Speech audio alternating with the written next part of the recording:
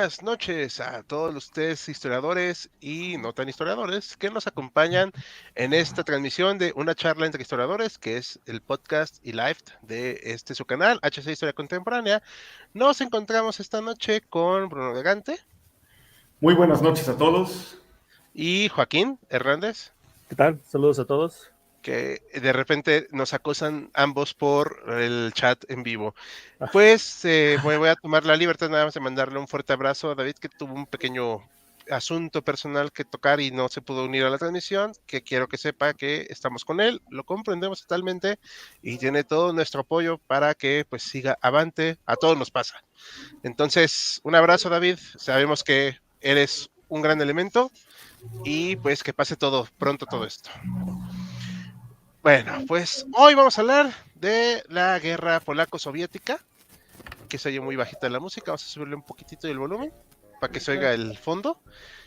Esta cosa llamada guerra polaco-soviética suena como algo que pues sucedió ya hace mucho tiempo, ya no existe la URSS, pero si mal no recuerdo la propuso Joaquín, ¿verdad? Sí, fui yo el que la propuse.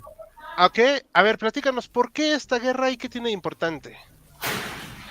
Bueno, dentro de las innumerables cantidades de conflictos que hubo pues, de los últimos 100 años, bueno, esta técnicamente ya tiene 102 años, o 103 años, 103 años, porque fue en 1920, como que ha pasado muy desapercibido ese conflicto, pero yo creo que sí marca un punto de inflexión, quizás no un punto de inflexión, tal vez no sea la palabra adecuada, pero sí señala un punto importante sobre cómo se estaba desarrollando el mundo después de la Primera Guerra Mundial. Estamos hablando de los años posteriores a la Primera Guerra Mundial, cómo se estaba reordenando el mundo después de ese conflicto tan colosal y, más aparte, la emergencia del primer país comunista en la historia, ¿no?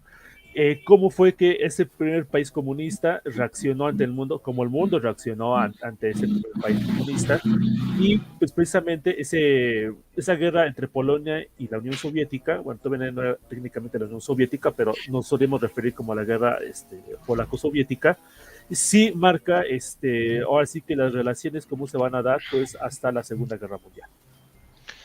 Bueno, me tomo un atrevimiento para decir cómo son las relaciones hasta el día de hoy. Bueno, ciertamente, bueno, también hay que decirlo que no eran precisamente buenas antes de la Primera Guerra Mundial. Bueno, incluso desde que se desaparecieron Polonia, estamos ya un poquito entrando al contexto que fue precisamente la historia de Polonia. La historia de Polonia nos da para muchísimo tiempo.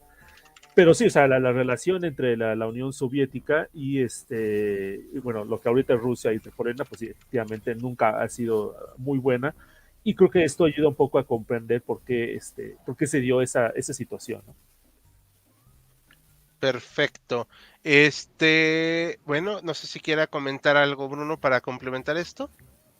Pues sin lugar a dudas concuerdo con Joaquín, un periodo o un episodio poco conocido, pero muy importante para la Europa del Este, lleno de mosaicos, podríamos decirlo, que lo podemos explorar a grandes rasgos en esta sesión. Y bueno, quisiera citar esta frase, la conocerán mis queridos contertulios, de Churchill, que decía: ya acabó la guerra de los gigantes, ahora ha empezado la reyerta de los pequeños. Yo estoy un poco en desacuerdo, y ahorita lo veremos más adelante, por cómo se da esta guerra en Europa del Este, que a mí, en lo personal, me parece que es lejana a una reyerta. Es verdaderamente una guerra multifacial, con un montón de detalles y complejidades que ahorita abordaremos. Sí. Perdón, es que estaba leyendo unos comentarios del otro canal también que estaba revisándolo, en lo que nos comentaban. Y bueno, pues yo quiero meter mi cuchara. Hay que recordar que estamos en un periodo de la historia muy, muy acelerado. O sea, el mundo literalmente se está reacomodando.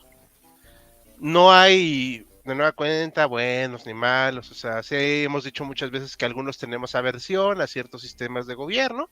Sin embargo, acá no es que los polacos sean unos héroes, pero hay que reconocerles también que tuvieron un movimiento épico para resistir una invasión. Y me atrevería a decir que es una es resistencia a una invasión imperialista. Sí, ¿Ustedes qué opinan? sí, definitivamente sí sería una invasión, una guerra imperialista.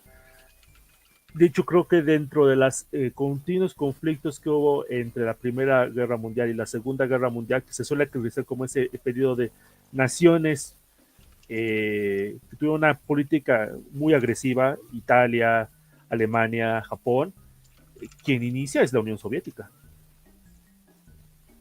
Y apenas termina la Primera Guerra Mundial.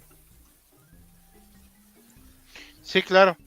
O sea, de hecho, hasta que ni está terminando todavía del todo. Uh-huh. Y ya están con estas rencillas. De hecho, estaba leyendo que, pues, uno de los objetivos era retomar los viejos territorios del Imperio Ruso. Sí, bueno, es que ahorita vamos a entrar ya en el conflicto en sí, porque otra vez está no solamente lo que es la guerra entre Polonia y la Unión Soviética, está en medio otra guerra, que es la guerra civil rusa, que ahorita Ricardo que nos va a hablar más adelante, donde ambos bandos, o sea, tienen sueños imperialistas, ¿no? O sea, ya se está desintegrando el antiguo imperio ruso, hay muchas naciones que se están separando y que precisamente existe esa idea precisamente de expandir en el imperio. Pero yo sí creo de que en el caso de la guerra de Polonia y la Unión Soviética, los bolcheviques tenían objetivos más ambiciosos que Polonia. Sí, yo ahí tal vez tenga cierta divergencia, coincido en parte porque se presta, ¿no? Estamos hablando de un país gigantesco, Rusia, en pleno proceso revolucionario.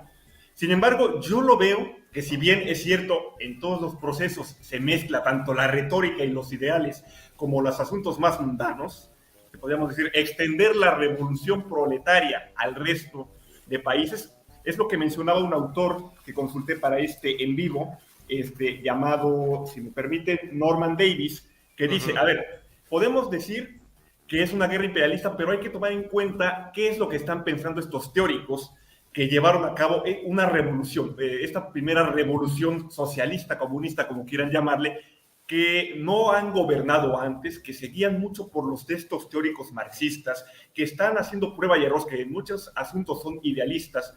Me parece que en el en vivo de Stalin habíamos mencionado un poco esta cuestión de cómo son muy ideáticos, demasiado idealistas, que dicen, no, pues hay que hacerlo de esta manera. Hay que cargar al hombre de trabajo para que no piense más que en la revolución y construya el socialismo, y luego se dan dando cuenta de que no, de que, bueno, si lo aplicamos aquí, pues realmente los trabajadores polacos no confían mucho en el ejército rojo que presuntamente va a liberarlos, que se puede mezclar justamente también con unas intenciones más mundanas de un área de influencia o de extender cierto dominio del proletariado más allá de las fronteras de Rusia. Entonces, lo discutiremos más adelante. Yo ahí sí quisiera aplicar cierto matiz, no disiento de la posibilidad imperialista, pero sí veo esta carga simbólica del discurso que va a irse aterrizando a asuntos más pragmáticos. Si digamos que son muy idealistas, dicen, es que hay que trascender esta idea de la nacionalidad y del imperialismo, hay que liberar a los trabajadores, pero luego tal vez ya va cambiando, habría que ver. Por ejemplo, un Stalin joven es mucho más pragmático desde entonces. Adelante. Eso claro. Era lo que comentaba. No, sí. No, te faltó el es tanto. Es tanto. No, bueno, me agrada mucho escuchar esas cuestiones. De hecho, justamente ahorita que venía en camino, y perdón por interrumpir a Joaquín, yo estaba leyendo que pues hay posturas historiográficas muy distintas en todo esto. O sea, la socialista, que habla precisamente de la revolución, etcétera, la revisionista, que intenta darle un matiz más como de la idea del imperialismo, y la de la época, pues, digamos, contraria al socialismo de aquella época, de ahorita se me fue el nombre, que habla precisamente de un ataque salvaje de los rojos, ¿no? O sea, vamos matizando, sí. Creo que esas tres posturas me parece que tal vez la más sensata, a mi parecer, y por eso la he adoptado más, es la del imperialismo, porque es recuperar la zona de influencia de todos los viejos territorios del Imperio Ruso y también, como dices tú, Bruno, expandir el socialismo, pero ahorita vamos a ver por qué. Ese es el punto. Pues de hecho hay un videíto por ahí que hicimos de la República Socialista de Baviera que se quedó la esta República Socialista, pues ahora sí como que pues como novia de pueblo, ¿no? Vestida y alborotada, y en cuanto los destruyen, pues ya no recibieron ayuda porque los polacos decidieron hacer de las suyas. Pero bueno, ¿algo más que quieran comentar antes de echarles unos saluditos a la gente? No, vamos con los saludos. Vamos. A Marroquín, saludos, buenas noches, Marroquín. La guerra del David que venció al Goliat casi olvidada, pero los polacos no lo olvidan, pero ni por favor. Sí. No, ellos les traen unos pendientes a los rusos, que bueno, Facundos, Dios salva a Polonia. Ellos se ven así también. A Axincox, saludos, mi estimado. Son todos los saluditos que tenemos ahorita. Por favor, déjenos sus preguntas, comentarios. Por favor, comenten, compartan, denle me gusta para que llegue a más personas. Ahora sí, vamos a ir por el principio, ¿les parece? Vamos. Bueno, vamos a empezar a hablar con el golpe bolchevique y el inicio de la guerra civil rusa. Obviamente aquí tenemos a Don Lenin, que pues está enarbolando esta bandera, ya sabemos, esta visión extremadamente idealista de lo que fue Lenin. Vamos a verlo un poquito más mundano. Ya sabemos que la revolución rusa, que de hecho no hemos tocado un tema como tal de la revolución rusa en vivo, eso es algo que tenemos pendiente, empieza en febrero de 1917 a raíz de los constantes descalabros y problemas que tiene Rusia en la Primera Guerra Mundial. No son pocos, ¿ok? O sea, acabamos de hacer un video de la ofensiva Brusilov, que fue el movimiento más competente de Rusia, y aún así fue insuficiente para destruir a sus enemigos. Y les costó. Y les costó, claro, o sea, sí, no, o sea, era una cosa bárbara. De hecho, pueden consultarlo en HC2 para que lo vean ahí. Ofensiva Brusilov. Dicho eso, esta cuestión va a ser ya, o sea, el canto del cisne, yo creo, del ejército imperial ruso. Y la cosa ya se está descomponiendo a pasos agigantados. Los soldados no quieren pelear. A los alemanes ayudan a llegar a este peloncito a Rusia. Y empiezan ahora sí los movimientos revolucionarios. Los soldados ya se niegan a disparar a los protestantes. Ya es una cuestión caótica. Lo estoy resumiendo, obviamente, en modo express. Abdica Nicolás y se suprime la monarquía, que aparentemente esto va a por fin acabar con los problemas y va a quedar un gobierno republicano. Acá está Lenin, digamos, como parte de su ascenso. Esto ya es una versión más mundana de Lenin, ¿no? O sea, no tan idealizada. Y va a quedar un gobierno disculpa, tuve un erupto.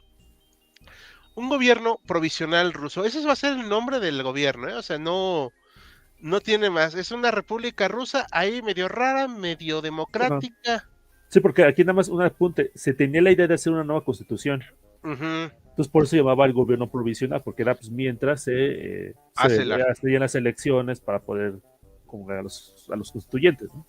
Sí, claro, pero la Duma, bueno, lo que es el Parlamento ruso, para los que no sepan que es una Duma, no va a poder lograr nunca esto, porque aparte no se puede organizar bien este gobierno. Los aliados de Lenin no están contentos con esta situación. En este momento creo que, si mal no recuerdo, todavía no se llaman bolcheviques, o sea, todavía estamos hablando de socialistas de diferente estilo, pero... No, creo que sí ya había la facción bolchevique, ¿no? Vamos a checar, porque ahí me queda la duda, porque yo me acordaba que los mencheviques eran en su momento... no, aquí está, los bolcheviques eran la fracción minoritaria del Partido Socialdemócrata Ruso. Por eso, y luego cambian esto en la propaganda, que eran la mayoría. Sí. Ok, pero esta facción no va a ser la que tenga el poder en un momento dado, aunque el que queda al cargo del gobierno provisional ruso, vamos a llamarle presidente del gobierno, Alexander Kerensky, que es este personaje acá, que, dato curioso, murió hasta 1970 en Estados Unidos, o sea, murió de viejo, cosa curiosa. Va a tratar de seguir en la guerra con Rusia, o sea, en la guerra, su país lo deja en la guerra, o sea, es algo que se había pensado que un gobierno provisional o un gobierno democrático iba a buscar salirse de esa guerra que había sido un total desastre para Rusia, y hacen una nueva ofensiva, la cual es un desastre total, y el ejército imperial ruso, bueno, el ejército ruso ya en ese momento, perdón, ya no es imperial, se desintegra prácticamente. ¿qué objetivo tienen para pelear estos soldados? O sea, no tienen nada. Y hay personajes acá, como está este personajillo acá, León Trotsky, el cual tiene un bonito recuerdo de México después. Pero van a ser estas personas, los bolcheviques, quienes van a empezar a hacer intentos de cambios. Kerensky no está estable en el gobierno, se inventa una conspiración militar en su contra y le va a costar muy cara, pero muy cara. ¿Por qué? Porque va a perder todo. Se come esta idea también de la conspiración de todos. Kerensky no va a poder controlar lo que él mismo inició. Le da armamento a la gente en octubre de 1917 y los bolcheviques, sí, le comen el mandado.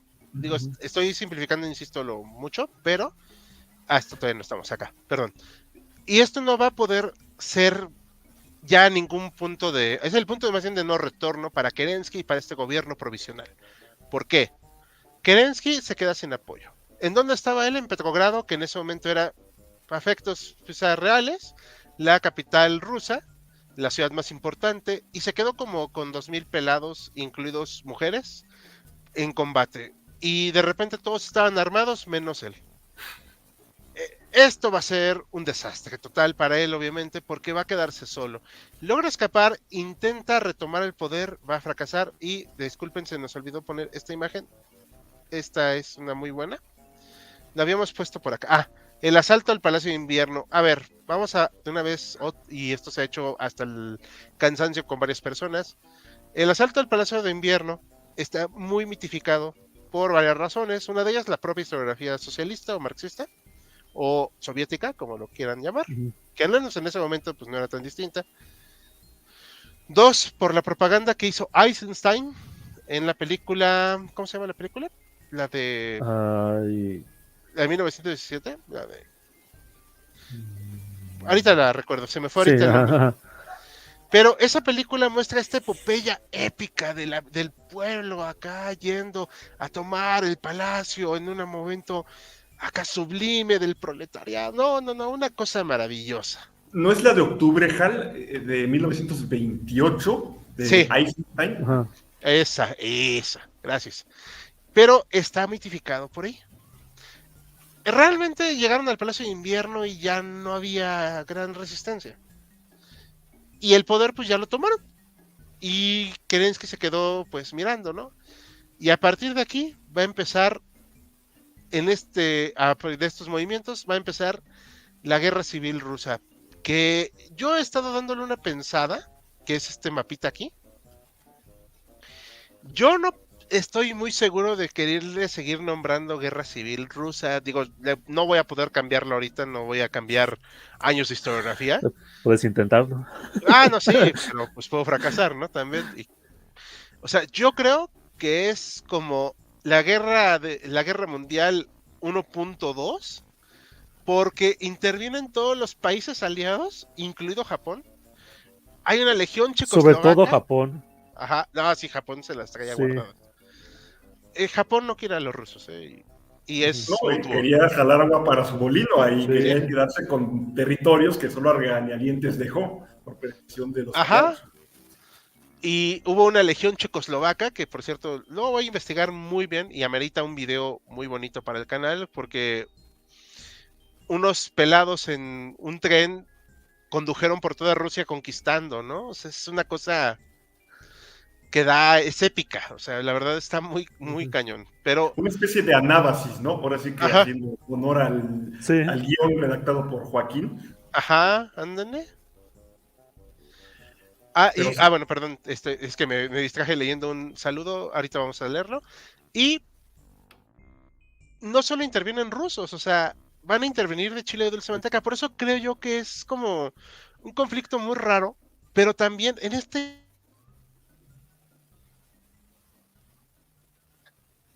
Se me fue. No sé si... ¿Te cortaste tantito? Ajá. ¿Ya estoy de nuevo? Sí, ya. Perfecto. Ok, hubo un bajón, perdón. Retomo el punto. O sea, en este inter de la guerra civil rusa, yo creo que a alguien le enojó lo que dije, se da esta guerra polaco-soviética y me parece inaudito que están peleando en tantos frentes y todavía tengan el ánimo de querer expandir la revolución a toda Europa, ¿no? Porque aparte de Lenin, sus tesis eran de que pues había que llevarla a todos lados. Muy contrario a Stalin, ¿no? Pero bueno, esa es mi Pues no, ni idea. tan contrario. Bueno, eso fue después, ¿no? Ujú. Porque el Stalin sí Sí. lo quería más concentrado el asunto. Pero me refiero a que la idea del internacionalismo se difumina mucho con Stalin. Lenin sí tenía una idea más internacional. Y pues este mapita nos muestra el caos que fue. O sea, Ujú. porque en algún punto lo que controló el gobierno, pues, ruso socialista, porque no estoy muy seguro de decirle soviético, Bolchevique, podemos decirlo. pues podemos, el gobierno bolchevique de Rusia. Ujú. Y la parte de Crimea fue un caos, o sea, por cierto, Crimea Sí, ya siempre fue de fue. las últimas partes que Sí, perdieron los blancos. sí. Pues aparte era el ejército rojo, el ejército blanco, pero el ejército Ujú. blanco no estaba unido, o sea, era Sí, una era, cosa, era de todo, era de chile dulce y de manteca ese ejército blanco. Y en sí, parte por eso perdieron. ajá, Digamos también que en ese episodio Rusia corrió, en lo que yo veo, de lo que sé un poco de la guerra civil, cierto riesgo de balcanización.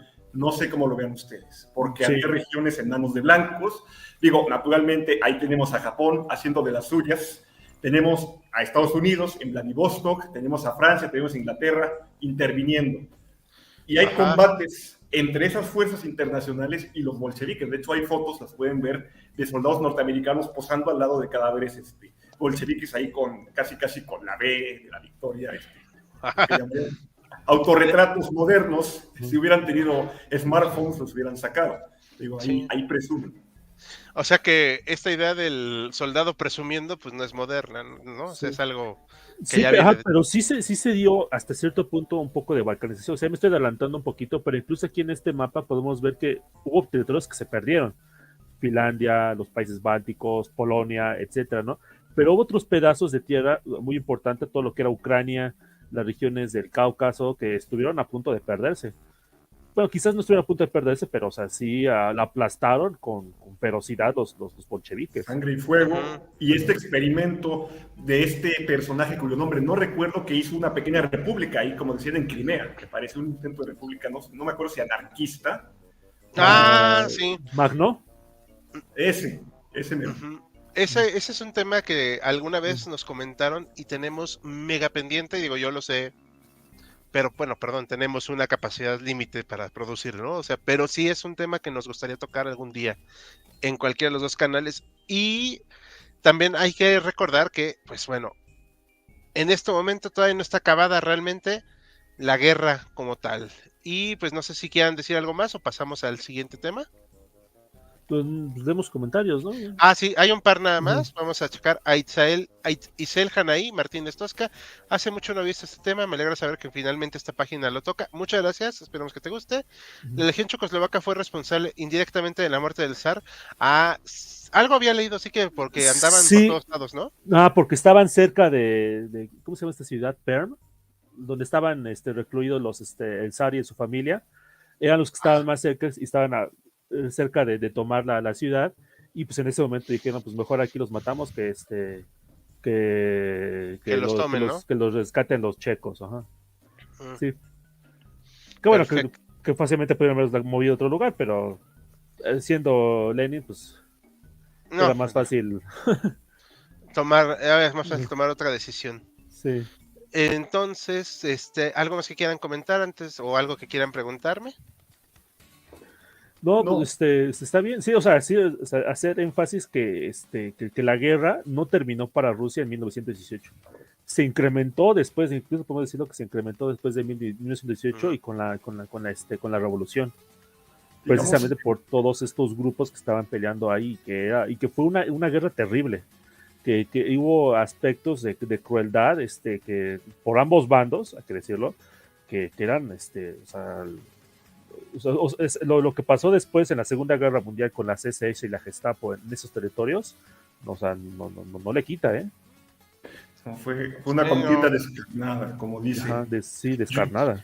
Y yo añadiría, estaba olvidando lo que mencionabas, Hal, del por qué este gobierno provisional que encabeza Kerensky quiso continuar con la guerra. Yo lo veo como un compromiso en tanto Rusia como aliada de los países occidentales de no dar una paz por separado. Éticamente, lo veía Kerensky, a mi juicio, continuar la guerra, entretener a los alemanes hasta llegar a una paz. Obviamente los rusos, como lo han mencionado, estaban hartos. Los rusos en las trincheras estaban hartos, llevaban 3 años y medio combatiendo por una causa que no entendían y que les estaba costando un montón de bajas entre prisioneros muertos y desaparecidos. Entonces, no es de extrañar el estallido para mí, en este sentido. No, claro, no estaba más que justificado. O sea, que los zares no eran santos, eso sí, ya. O sea, nos queda claro que también habría que cuestionar el hecho de que se masacrara a niños indefensos, también, ¿no? Que sí, hay todo. La mayor parte de los historiadores que han trabajado el tema de Nicolás II, que fue el último zar, hablan que sí que era especialmente incompetente, ¿no? O sea, y aparte de ello, es de que siendo tan incompetente como era, decidió tomar el mando directo de la Primera Guerra Mundial, o sea, de Rusia en la Primera Guerra Mundial, lo cual pues obviamente pues trajo un desastre, ¿no? Ese es otro tema que quizás a lo mejor debemos tomar en otro momento, que es el del Frente Oriental, porque está muy olvidado cuando hablamos de Primera Guerra Mundial, o sea, casi siempre la imagen que hablamos es las trincheras, ¿no? El Frente Occidental. Sí. Y sí, obviamente sí pasó eso, ¿no? Que finalmente lo que terminó derrotando a Alemania, pero, o sea, nos olvida que la mitad de la guerra fue este Frente Oriental, que fue una guerra igual brutal, pero más movida.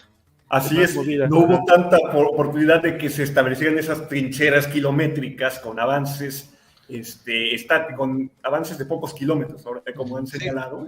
Avances. Sí, de hecho, por eso les decíamos que acá a todos nuestros usuarios, a todos nuestros espectadores, que el video de la ofensiva Brusilov está disponible en HC2. Dura 11 minutitos. En 11 minutitos les explicamos más o menos de qué fue esa cosa. Eso sí, les comentamos, o sea, fueron competentes hasta que ya no pudieron serlo. O sea, eso también hay que ser muy específicos, que Rusia no era para nada un ejército competente en ese instante. Pero bueno, sí, pero me gustaría mucho eso, como dicen, de tocar ese frente oriental, porque es mucho más movido, y próximamente tocaremos el de la batalla de Tannenberg, que es en un video, es una cosa épica, y que Hindenburg y Ludendorff y no me acuerdo el otro, Max, no me acuerdo. François, ajá, Max algo. Con François me parece. Creo que sí. Barrieron el piso con los rusos, o sea, pero no estoy siendo exagerado, o sea, sí, los barrieron. Pero bueno, las batallas de los 2 lagos masurianos, que de nueva cuenta los alemanes dieron cuenta de los rusos. Una buena tradición prusiana. Ajá, de humillar rusos. Pero bueno, nos estamos diciendo. Ahora sí, vamos a hablar de Brest-Litovsk, que creo yo que lo pronuncié bien. Sí, ajá. Entonces va a hablar de esto Joaquín y vamos a nutrirlo nosotros en cuanto nos dé la palabra. Ok, bueno, precisamente con ya la caída del gobierno provisional por parte de los bolcheviques y la subida de un nuevo gobierno, o sea, la idea que tenía Lenin es: hay que acabar la guerra para pues ya dedicarme aquí a lo que va a ser literalmente la instauración del socialismo en Rusia, ¿no? Sin embargo, los alemanes pues dijeron: pues sí, ya se acabó esta guerra, ya nos detenemos. De hecho, la capital en ese momento estaba en Petrogrado, tuvieron que moverla a Moscú porque los alemanes estaban acercando ya a pasos muy acelerados. Aquí, de hecho, esta línea que podemos ver como roja, rosa, es precisamente el máximo avance que estaban logrando los alemanes en ese momento. Era un avance que no habían logrado pues, desde mucho tiempo atrás, y que estaban haciendo a pasos cada vez más acelerados, sobre todo pues, desde las desastrosas ofensivas que habían sido en los años pasados. Por esa razón, Lenin envió a un grupo de delegados, entre ellos a Trotsky. Bueno, de hecho, Trotsky que llegó a la segunda misión, pero él fue el que finalmente logró pues lograr la paz con los alemanes, y pues literalmente los alemanes les pidieron las perlas de la Virgen y los bolcheviques se las dieron. Hicimos con referencia en otra ocasión de que lo que después tuvieron que sufrir los alemanes por Versalles no se compara con la que los alemanes tuvieron que pagar por Brest-Litovsk, y de hecho pues aquí lo podemos ver. O sea, este es el territorio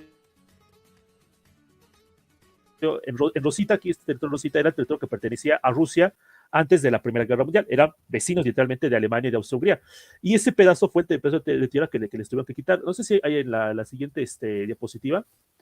Aquí se puede ver un poquito más detallado. La idea que tenían es de que Polonia, bueno, todavía no se ven exactamente bien los alemanes qué hacer con Polonia, no se decían si iban a poner un reino independiente, si iban a dar su independencia o simplemente lo iban a integrar así sin contemplaciones a Alemania, ¿no? Se pensaba que igual las repúblicas bálticas es a lo mejor lo que es Estonia, Letonia y Lituania, eso igual podrían ser repúblicas independientes o simplemente parte del territorio alemán. Igual lo que es ahorita Ucrania, ese sí se pensaba que iba a ser un territorio independiente, pero que obviamente iba a estar bajo el protectorado, bajo la propia administración de los alemanes. Y de hecho así fue. Cuando finalmente Lenin aceptó las condiciones de paz que le entregaban los alemanes, dijeron, sí, está bien, ni modo, ¿no? Es lo que hay, ahí me entregas las condiciones de paz. Incluso por ese momento de la guerra podía parecer de que Alemania iba a ganar la Primera Guerra Mundial. Spoiler, no fue así. En parte, hay que tomar en cuenta de que los alemanes, pues como que se engolosinaron. De cada 4 soldados que en ese momento tenían los alemanes, uno de ellos estaba, o sea, tenían como 4 millones de soldados en ese momento, 1 millón de ellos estaban ahí pues, conquistando o apoderándose de todo ese territorio que les había correspondido por la paz de Brest-Litovsk, sobre todo Ucrania. ¿Y por qué importaba tanto Ucrania? Porque ya en ese momento era una zona muy importante del grano, que había sido desde siglos atrás, y en ese momento pues estaban muriendo de hambre tanto en Alemania como en el Imperio Austrohúngaro, y pues necesitaban sacar todo ese alimento para poder llegar al Imperio Austrohúngaro. De hecho, más adelante, aquí en el que dice número 12, podemos ver una imagen en la cual pues están literalmente los soldados alemanes. Esta imagen de los soldados alemanes están en Kiev. Esto no es la Segunda Guerra Mundial, esta es la Primera Guerra Mundial, que literalmente después de que se hubieron rendido los rusos, que les entregó en la paz, ese territorio, fueron y ahí se asentaron los alemanes. Hay testimonios que dicen que cuando los alemanes llegaron a Kiev y en general a las ciudades rusas, fueron recibidos con aplausos por la población civil, porque ya a partir desde ese momento ya los bolcheviques ya habían pues, mostrado su cara no tan amable que tenían, porque que decir, los bolcheviques mostraron desde muy temprano su brutalidad, y cuando llegaron los alemanes aquí a Ucrania, pues fueron recibidos casi con desfiles y con marchas triunfantes, ¿no? Pero como ya sabemos, los alemanes perdieron la Primera Guerra Mundial. Entonces, todo ese pacto que habían hecho en Brest-Litovsk fue pues, papel mojado, y tanto los bolcheviques como los rusos blancos, el ejército antibolchevique, se aprovecharon de esa situación, pero también las otras nacionalidades que empezaban a ir a formarse. Rusia era en ese momento un país que eran muchísimos países, ¿no? Aquí en este mapa que aquí nos ponen, esto es lo que era la antigua Rusia, bueno, aquí lo dice aquí claramente, el antiguo imperio ruso, aquí en color verde clarito, y estaban distintas nacionales que se estaban formando, ¿no? Estaba en el norte Finlandia, las repúblicas bálticas, Estonia, Letonia, Lituania, y Polonia, que también ya logró su independencia, y gracias a la paz de Versalles logró una parte importante de lo que había sido el imperio alemán y sobre todo lo que es el imperio austrohúngaro y bueno, más que nada la Unión Soviética. Pero, y aquí sí hay que mencionarlo muy claramente, las fronteras no estaban muy claramente determinadas. Se había determinado tiempo atrás de que debía Polonia conseguir su independencia, que había perdido más o menos unos 120 años atrás, pues con una de las tantas guerras que hubo, que fue literalmente partida en pedacitos por a los alemanes, austríacos y rusos, y se dijo que no, que Polonia tenía el derecho a tener una nación independiente. El problema es cuál va a ser esa nación independiente, cuáles van a ser las fronteras de esa nación independiente. Y no era el único, porque todos los demás países que estaban en esa región igualmente querían tener unas naciones con unas fronteras más o menos definidas, de preferencia lo más grandes posibles, ¿no? Por ejemplo, aquí en la siguiente imagen podemos ver a un personaje que ya mencionamos en un live anterior, que es el mariscal Mannerheim. Creo que en ese momento todavía no era mariscal, era un simple general, bueno, simple, entre comillas, él de hecho se había formado en las escuelas zaristas, y pues cuando, creo que bueno, ya hicimos un poco la historia de Mannerheim, así que no voy a adelantar demasiado, ¿no? Y él se convirtió pues muy pronto en el líder militar de las fuerzas blancas que estaban en Finlandia, porque en esa región en Finlandia había fuerzas blancas y había fuerzas rojas, y también hubo una guerra civil muy intensa, también que llegó a tener momentos muy duros, quizás no tan crueles como en el resto de Rusia, pero sí bastante, bastante duros, y que llegaron a grados pues bastante feos, ¿no? En la siguiente imagen podemos ver lo que sería la independencia de Estonia. Es este país que está literalmente no sé, es la que sigue, perdón. Ese de ahí esa bandera que es azul, negra y blanca, que es muy característica del pueblo de Estonia, que gracias a que lo logró esa, su independencia en ese momento, de hecho los bolcheviques, bueno, tanto los bolcheviques como los rusos blancos querían mantenerla otra vez en el gran imperio ruso, pero tenían un general que era bastante competente, que igual salió del imperio ruso, ahorita no me acuerdo, Laidoner o algo así, Laidoner, que era el general de los estonios, que logró mantener la independencia del país, y los bolcheviques tuvieron que aceptar porque no les quedaba de otra opción si querían acabar con el resto de las fuerzas blancas. Y ahora sí, la imagen anterior, y sí creo que es importante mencionar en este punto, que es el caso de Lituania. Si van ahorita un mapa de Lituania y lo comparan con el mapa en ese entonces, van a ver que en ese momento Lituania era más chiquita, porque la ciudad capital de Lituania, la que ahorita es Vina, era una ciudad que en ese momento era polaca. Igual, obviamente, cuando era parte del Imperio Ruso, pues no importaba, porque todo eso era parte del Imperio Ruso. Pero el momento en el que se lograron su independencia esos países, los dos dijeron, no, pues esta ciudad me pertenece a mí. Los lituanos decían, no, esta ciudad me pertenece porque había sido la capital de Lituania durante siglos atrás, ¿no?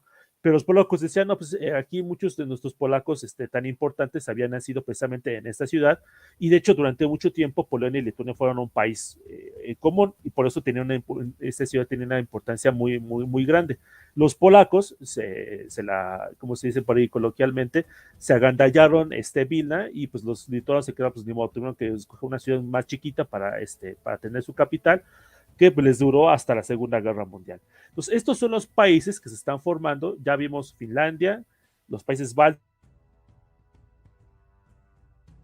y el caso muy importante de Polonia, que lograron su independencia gracias a todo este maremoto que había sido tanto la Revolución Rusa como la Guerra Civil, y posteriormente pues ya los distintos tratados, desde el Tratado de Brest-Litov a Versalles. Perdón. No sé si hay dudas. Pues más que nada habría que matizar, ¿no? Me parece, o sea, que estos países, Estonia, Letonia y Lituania, digo, para que tengan esta noticia, ellos obtuvieron su independencia con muchos problemas porque son países chiquitos, o sea, eso hay que decirlo, pero ellos, para que quede como dato cultural, nunca reconocieron la ocupación que hizo la Unión Soviética luego de ellos en la Segunda Guerra Mundial. Y como dato más con esto todavía, a nivel internacional no se reconoció esta ocupación y mantuvieron su estatus legal de países, y cuando lo recuperaron ellos, estos países no nos independizamos, recuperamos la legalidad de nuestro gobierno. O sea, como para no darle ese poder a Rusia y la Unión Soviética de que eran parte de, o sea, no. Más bien fueron ocupados de manera ilegal, y eso es algo que persiste hasta el día de hoy en su percepción como país-estado de cada uno de estos lugares. Sí, en los discursos. Sí, en las películas también hay películas lituanas ambientadas en la época cuando fueron anexadas por la Unión Soviética. Nunca dicen Unión Soviética, no dicen Lituania ocupada por fuerzas soviéticas, 1970, por ejemplo. Entonces, efectivamente. Sí, y eso es algo bien curioso, porque son países tan chiquitos, pero que tienen como esa dignidad y esa identidad muy, muy marcada. Sí, muy fuerte. Y que ninguno de las tres lenguas se parecen, ¿eh? Son pueblos muy distintos. Por cierto, sí. También. Pero aquí algo también que me parece muy curioso es que se da esta independencia de varios países relativamente chiquitos. Es que la Primera Guerra Mundial como que fue como un rompecabezas que se rompió y se hicieron más grandes, ¿no? O sea, pequeñas o más bien piezas distintas. Pero Finlandia, por ejemplo, también sufrió una guerra civil, por cierto, en esta época, que no está muy estudiada aquí en México, por cierto. Bueno, Finlandia no está muy estudiada en México. Sí, Punto. sí, En general, sí, Europa bueno, del Este está muy abandonada, me parece, sí, aquí en sí, México. sí solo usan como referencia, ¿no? Así de, ay, es que vamos a tener un sistema de salud como Dinamarca, Finlandia o cosas así, pero realmente no saben los, los pormenores de cada país. Pero bueno, Sí, algo así. más. Yo no sé si quieras decir algo, Bruno, perdón. Sí, yo quisiera añadir justamente este panorama que señalábamos, otra vez mi disensión con Churchill de, hay una reyerta ahí de los pequeños, no, con perdón. Como señalaba Joaquín, la Primera Guerra Mundial y la Revolución Rusa posibilitan este resquebraje, este masazo, este resurgimiento de estas naciones que llevaban desaparecidas desde hacía centurias bajo el yugo ruso o también bajo el yugo austriaco, bajo el yugo alemán, y que además se inspiran en lo que había señalado el presidente Wilson, estadounidense Wilson, que decía la libre autodeterminación de las naciones, que dice, esta es una oportunidad de oro, no hay que desaprovecharla, vámonos en polvareda, independencia, independencia, independencia. Citaríamos, no solo porque es el protagonista de esta historia, a Polonia. Invito a la audiencia a revisar cómo eran los mapas de Polonia, que no era propiamente Polonia, únicamente Polonia en los tiempos previos a su desaparición. Era esta gigantesca mancomunidad lituano-polaca que tuvo gran importancia durante la parte tardía del medioevo y buena parte de la Edad Moderna. Todavía Pedro el Grande le tocó verla existir hasta bien dentro del siglo XVIII, que vienen estas particiones donde, como bien dijo Joaquín, se agandallan a Polonia y a Lituania, se la empiezan a lo largo de todo el siglo XVIII ahí como si fuera un pastel. No, pues yo me quedo con esto, dice Rusia, yo me quedo con esto, dice Prusia, yo me quedo con esto, dice Austria, hasta que verdaderamente no queda nada. Entonces, dentro de este contexto del Brest-Litovsk, quisiera señalar que fue muy raro cómo se terminaron colisionando dos estados jóvenes, diríamos. Polonia renacida, por un lado, y por otro lado, esta Rusia roja que se está formando, esta Rusia soviet, que todavía en ese momento tenía a esta Mitteleuropa, que era esta zona que los alemanes habían ganado, como en el Tratado de Brest-Litovsk, cuando acaba la Primera Guerra Mundial, había todavía tropas alemanas que estaban viendo los aliados occidentales, bueno, ¿qué hacemos? ¿Las hacemos evacuar? ¿Les ponemos fecha límite? ¿Las dejamos ahí? Había algunos que decían, no, déjalas ahí, ellas van a ser una barrera útil contra la marea roja. Y otros decían, no, vámonos de aquí porque perdieron la guerra, que no se queden con la ideita de que van a conservar estos territorios. Mientras tanto, una Ucrania no soviética formando sus propias fronteras, su propio intento de gobierno con una Ucrania simpatizante, con ucranianos simpatizantes de los revolucionarios rusos, los bielorrusos también, por otro lado, los propios polacos estableciendo sus fronteras, diciendo en algunos casos, bueno, podríamos intentar reestructurar una mancomunidad, incluir a Lituania, o sea, no ser un estado, una gran Polonia, pero sí ser una Polonia-Lituania moderna que frene a los rojos, ese es el discurso, a los rusos, y otros decían, no, una Polonia única. Todos esos debates, esos choques que se van dando y ejércitos de esas naciones que se van creando, primero son milicias y al calor de los combates van profesionalizándose más. Ojo, no quiere decir que fueran unos novatos en el arte de la guerra. Como han señalado, habían sido formados en las escuelas zaristas, varios habían combatido, miles habían combatido en el ejército ruso, entonces estaban constituyéndose. O sea, es un periodo muy volcánico, muy interesante, pero también muy confuso en ese sentido. Entonces, dentro de este panorama, estas formaciones, podríamos decir, que crecen, se contraen, se fragmentan. Eso es lo que yo quería añadir en este panorama. Entonces, cuando se retiran finalmente las fuerzas alemanas, en un principio se creía que no iba a haber colisión, y finalmente, con la retirada de estas tropas alemanas de la Mitteleuropa, finalmente va a darse esta colisión con una Polonia estableciendo sus propias fronteras y la naciente Unión Soviética estableciendo las propias. Entonces, ya eso lo veremos un poco más adelante, pero quería hacer este hincapié en este universo muy mosaico.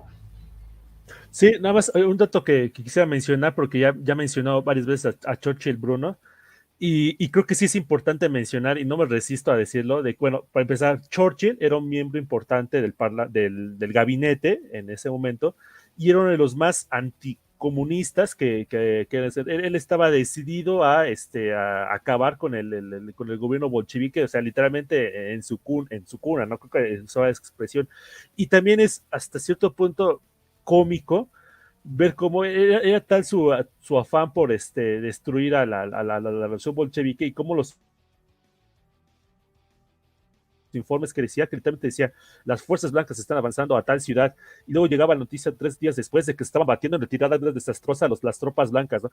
Y así le pasó varias veces, que decía, no, si avanzamos con las tropas blancas y les damos tal apoyo a llegar aquí, van a llegar a Moscú o a San Petersburgo, casi por el estilo, y a la semana se enteraban de que la situación era completamente la contraria, que los rojos estaban avanzando,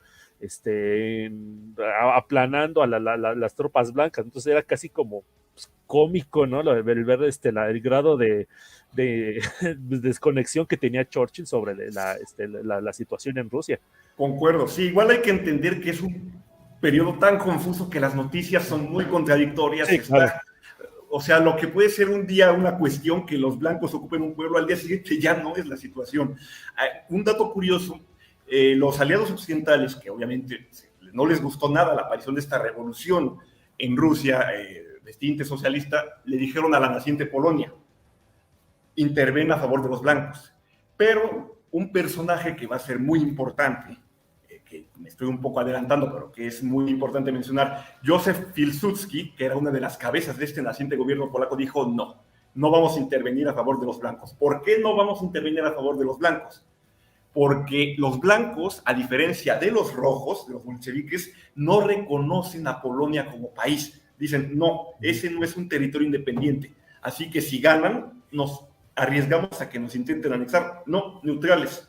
Ya después nos entendemos con el gobierno bolchevique, pero por lo pronto en el discurso del gobierno bolchevique dije, sí, reconocemos a Polonia como nación independiente.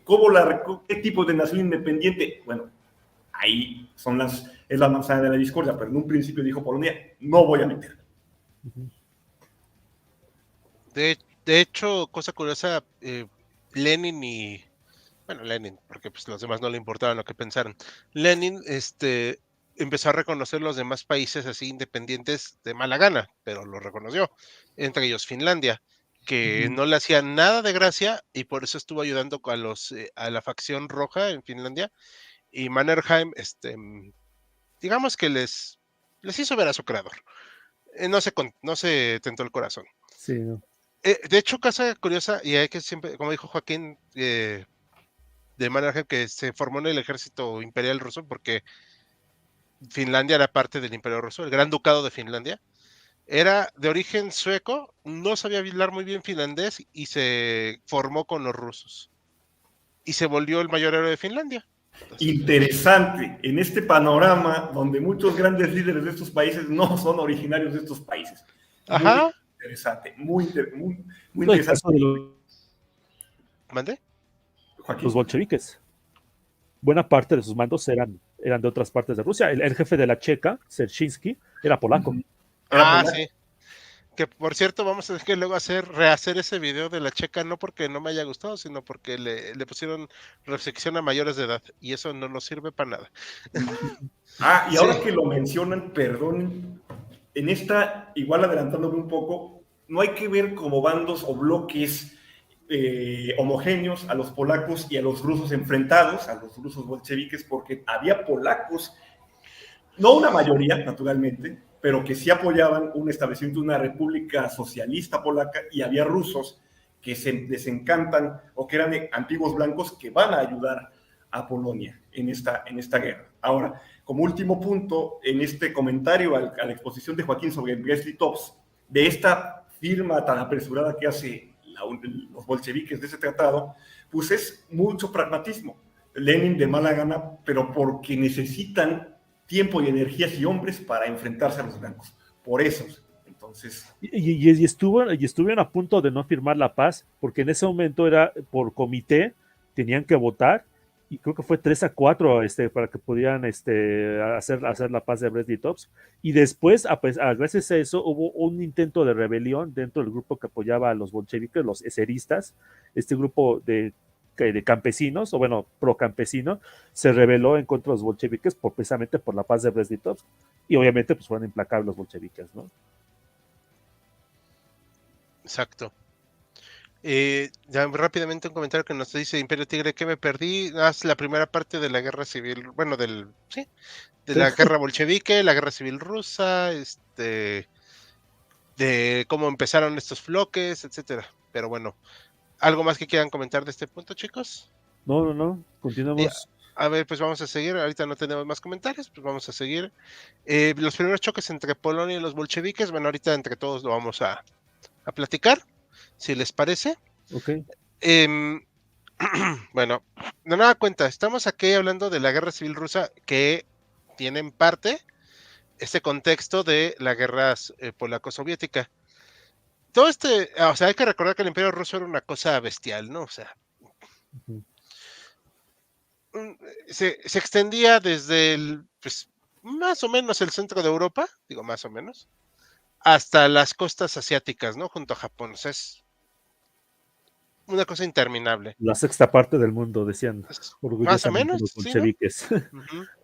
El imperio más Entonces, grande del mundo, de los más no, grandes. Ajá. entonces los rojos empezaron a ganar poco a poco los conflictos. O sea, el ejército blanco, como decíamos, nunca fue una fuerza homogénea, que es efectivamente una de las causas de su derrota, que también eran sanguinarios con los pobladores, eso también hay que decirlo, que en lugar de ganarse el favor de los pobladores, pues se ganaban el repudio, aunque luego con la checa tal vez se arrepintieron los pobladores, pero bueno, eso ya es harina de otro costal. Y como vemos, los movimientos rusos van hacia diferentes puntos y tratan de llegar precisamente hacia Polonia,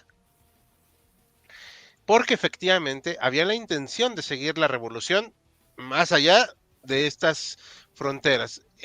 Ya para 1920 más o menos, Uh-huh. 21, ya estaban bastante menguadas las fuerzas blancas. Eso no quiere decir que totalmente derrotadas, también hay que dejarlo muy claro. O sea, no es como de una noche a otra. O sea, esto fue poco a poco. Ay, perdón, lo moví sin querer. Y esta guerra civil rusa, obviamente, pues va a tener diferentes frentes. ¿Por qué podían tener tantos frentes? Porque había una cantidad increíble de población en esta zona y también hubo una cantidad de muertes, pues, brutales. Trataron de llegar acá a Finlandia, como podemos ver, y evidentemente también aquí en Polonia, esta parte. Pero, ¿cuál es la intención aquí?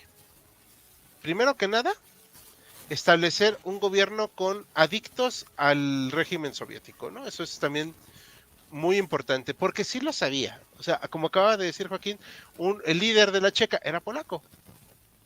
Y obviamente también tienen suficientes contactos en la vieja Polonia rusa, que ahora ya es un país independiente, para poder mover los hilos. Pero, ¿qué pasa aquí? Los polacos no están interesados en, después de más de un siglo de estar oprimidos y divididos, no están interesados bajo ningún contexto dejar de lado su independencia. No sé si quieran aquí irme ayudando para complementar. Sí, y precisamente también hay que tomar en cuenta, creo que es importante hacer énfasis en que no había unas fronteras claras. ¿Dónde iba a quedar Polonia y dónde iba a quedar la nueva Rusia bolchevique? Y precisamente ante esta situación, los polacos, viendo, pues buscando así cuál iba a ser la mejor frontera, se van adentrando en el este, aprovechando un poquito que está ahí el desorden en la guerra civil rusa, pero también presintiendo de que los rusos iban a invadir a la recién formada Polonia.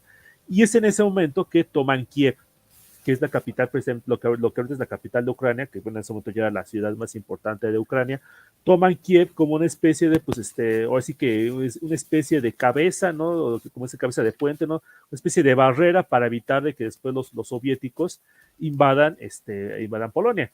Pero, pues como vamos a ver más adelante, pues esto no les sirvió, porque ya los soviéticos ya estaban, los bolcheviques ya estaban preparando tropas, como ya comentaba Hal, pues ya las fuerzas blancas ya estaban muy pues derrotadas, ya creo que se habían retirado del norte de Rusia, en Siberia ya estaban literalmente corriendo, casi a ver quién llegaba primero a Vladivostok, y en el sur, pues ya nada más lo único que quedaba era parte de Crimea y a lo mejor un poquito al sur de Rusia, el Cáucaso, pero eran ya fuerzas muy menores.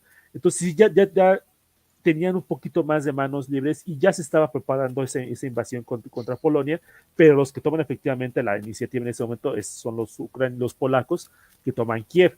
Ahora, ¿qué buscaban hacer ahí? O sea, buscaban crear una nación independiente ucraniana, querían integrarla a Polonia. Eso también es un tema de muchísimo debate, porque también hay que decirlo que Kiev durante un tiempo fue parte de Polonia cuando, o sea, estamos hablando de 1600, 1700 en esas épocas, o sea, estamos hablando de 200, 300 años atrás, ¿no? ¿Qué realmente querían o qué buscaban los polacos? O sea, no sabían, pero los soviéticos, los bolcheviques, lo tomaron como el pretexto perfecto para iniciar la ofensiva en contra del pueblo polaco. Y efectivamente, pues empezaron.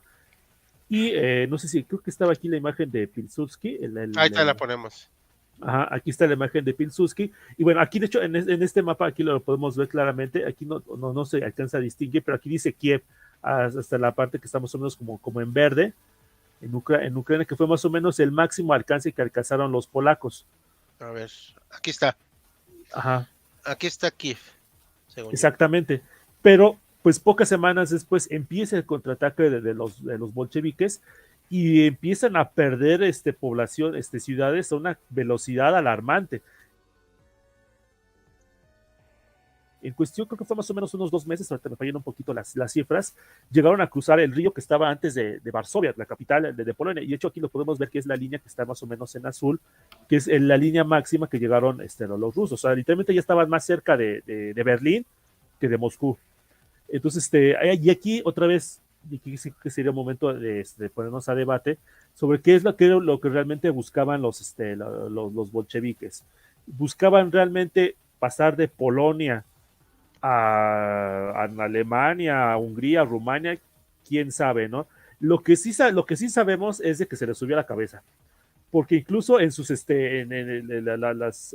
las copias que tenemos sobre las juntas, o sea, podemos ver cómo ya estaban fanfarroneando que ahorita vamos con Rumania y después vamos con Hungría y si nos va de tiempo nos vamos contra Italia, ¿no? Y se sabe que empezaron a imprimir propaganda en alemán para que en el momento en el que llegaran a la frontera con Alemania le empezaran a pasar al otro lado para pues como que incentivar otra vez la revolución en Alemania, porque la otra revolución socialista que estuvo, bueno, no estuvo cerca de tener éxito, pero la que por descontado estuvo más cerca de tener éxito después de Rusia fue la de Alemania, porque fue el caso de los motines de los marineros de Kiel, el personaje de Rosa Luxemburgo, Karl Liebknecht, etcétera, la República Socialista de Baviera, ¿no?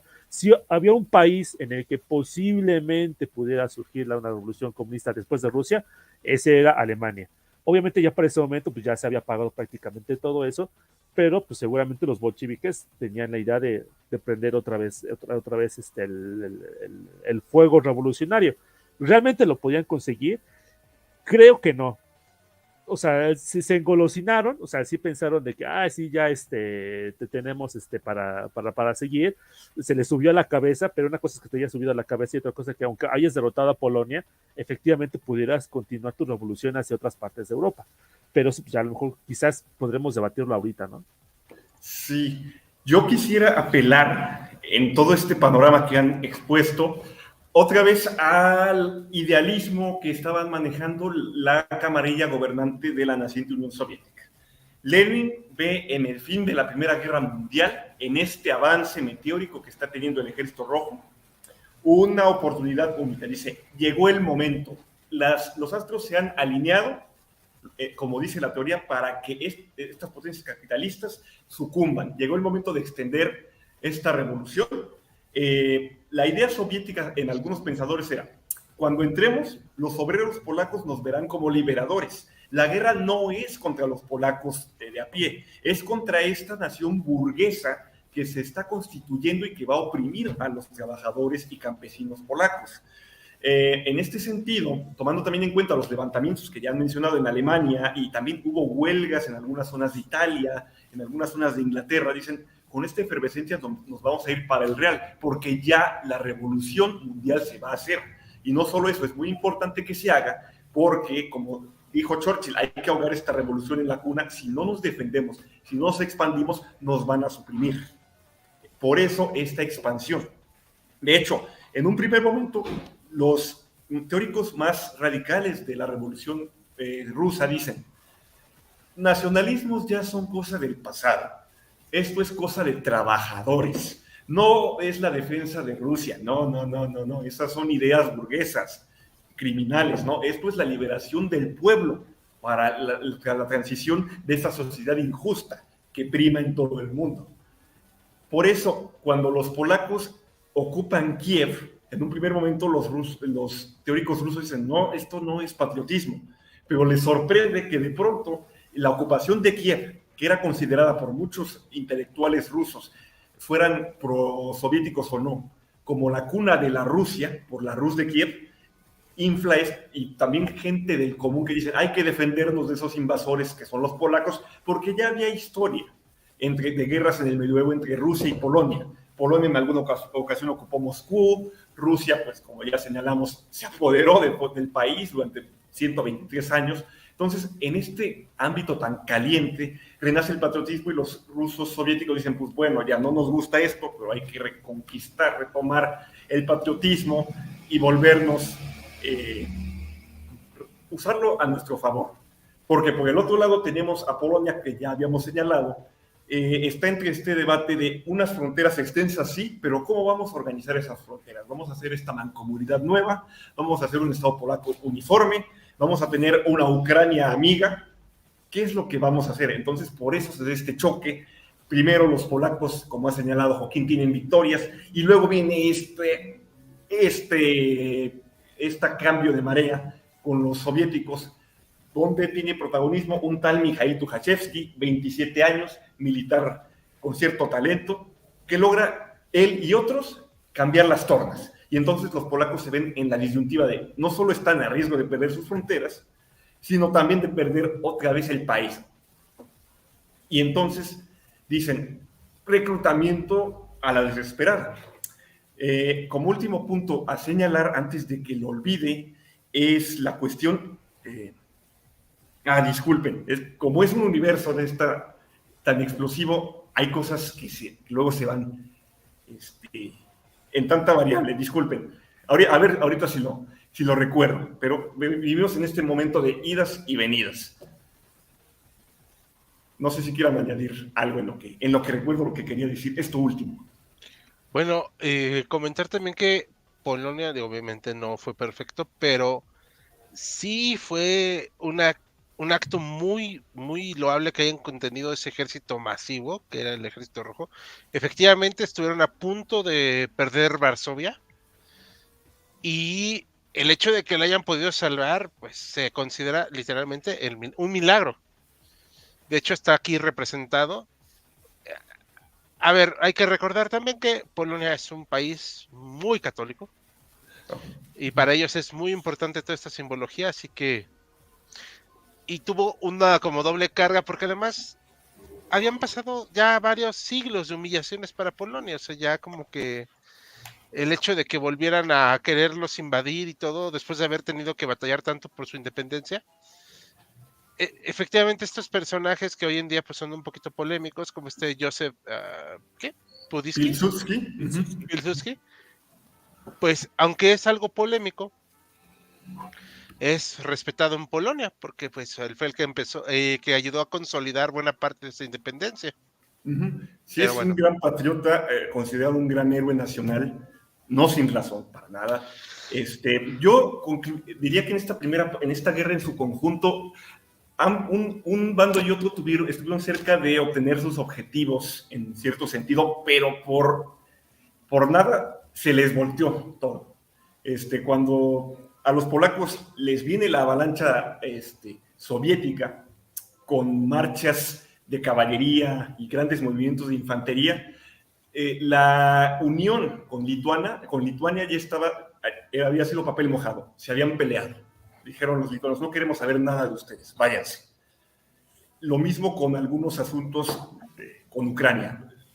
No se llega a un entendimiento. Entonces, sí, Polonia vio cómo se escurría su sueño entre los dedos. Igual podríamos decir lo mismo del ejército rojo, que sí, como dice Joaquín, es debatible si realmente hubieran, como efecto dominó, llegado hasta el Atlántico, hasta Normandía, por ejemplo. Yo, la verdad, lo veo muy En difícil. Francia se hubieran detenido, o sea, no hubieran pasado a Francia. Yo diría, Joaquín. Aquí, igual en el canal, han sacado un video de los Freikorps, ¿no? Estos cuerpos que aplastan estas insurrecciones en Alemania, que son miembros del ejército regular, del antiguo ejército regular del Reich, que eran los soldados profesionales. Seguramente se hubiera formado una línea de defensa bastante robusta, robustecida también con los aliados occidentales, que por cierto, ya cuando Polonia venía a venir la avalancha, sobre todo Francia da cierto entrenamiento en tácticas a los polacos y se dan empréstitos en venta de armas, municiones, para robustecer la resistencia polaca. Muy pero también hay que decirlo que a pesar de Churchill, en general el apoyo de los aliados a Polonia fue bastante flaco, o sea, realmente como que no hicieron mucho. Es verdad, sí, es cierto. Y hubo momentos donde se vio a Polonia como la agresora. De hecho, en los momentos donde Polonia ocupa Kiev, dicen, ¿qué pasó? Porque como han señalado, las fronteras no estaban tan claras, algunos creían, es que eso es parte de Rusia, entonces Polonia está invadiendo. Polonia se está viendo imperialista. Entonces, sí, por eso hasta protestas de obreros de muerte a Polonia, ningún arma a Polonia, apoyo a los soviéticos que se están defendiendo. Y en esta caída del discurso, como los teóricos soviéticos no entienden, dicen, pero ¿por qué se nos resisten? Si los venimos a liberar, deberían de unirse y cantar con nosotros el himno de la Internacional.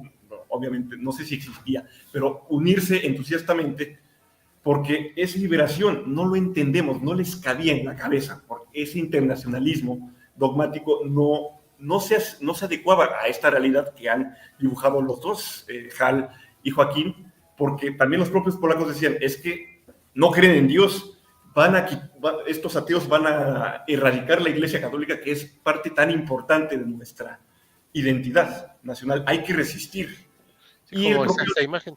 Efectivamente, el cura alentando y en la propia línea de batalla. El propio Lenin tampoco ayudó, porque cuando la resistencia polaca, que aunó a jóvenes de 17, 16 años, mujeres, hombres, creo que incluso hasta ancianos, dijo, por cada ruso abatido, vamos a tomarnos de represalia, llevarnos al otro mundo a 100 polacos. Lo cual, como todos sabemos, si ya la población estaba alejada, te la aleja aún más. Líderes como Stalin, todavía eran líderes, cabezas menores como Stalin, que también estaba avanzando, decían, no hay que anexarse Polonia, no se puede, no es lo mismo que bielorrusos y ucranianos, hay que fundar un Estado soviético socialista, lo cual, como ya sabemos, va a impulsar 20 años después. Perfecto. ¿Algo más que quieran comentar al respecto? No, comentarios, ¿no? Ajá. Vamos a ver 3 comentarios que hay. Ahorita déjenos sus comentarios, chicos. Y si los rojos hubieran ganado en el Vístula, ahorita vamos a hablar de eso. ¿Qué guerra tan enredada? Sí. Exacto. No es tan sencillo. O sea, de verdad, por eso quisimos hacer un live para que, bueno, pues ir como que platicándolo. Y nos manda saludos Fernando Torres. Muchas gracias. También hay que tener muy en cuenta otro detalle.